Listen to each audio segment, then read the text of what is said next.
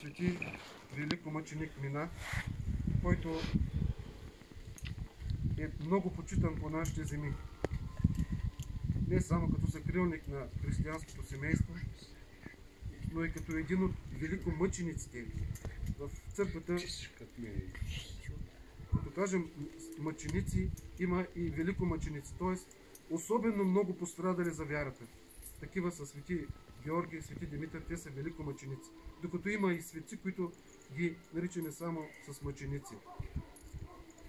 Така че тази почет първо показва, че обичайки свети великомъченик Мина, той пък се застъпва за нас пред Бога, за нашите семейства и за самите нас, за нашите близки. Тази почет, разбира се, надхвърля почита към светиите.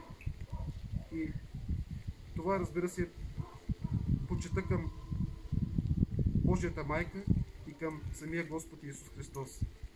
Защото те всички светии са се молили на Господ Исус Христос. Защото те са знаели, че те в Негово име са правили това, което са правили.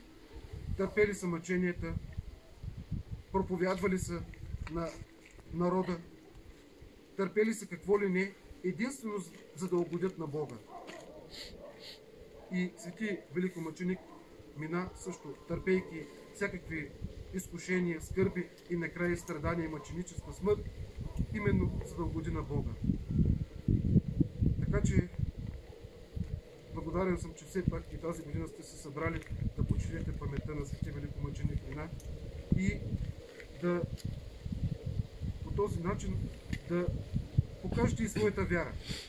Защото в днешно време виждате как изкушенията, съблазните толкова нападат нас грешните, че човек понякога се обърква и може да изпадне и в маловерие, и в какво ли не, но когато има една здрава основа, каквато е вярата, тогава той много лесно подминава всичко и казва и избира най-важното – да следва пътя на Христос, пътя на вярата, пътя на доброто, който път няма по никакъв начин той да получи някакви големи изкушения и съблазни.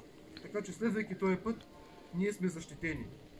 И именно търсим защитата и на Божиите угодници, като свети Мина и като всички светии. Честит празник!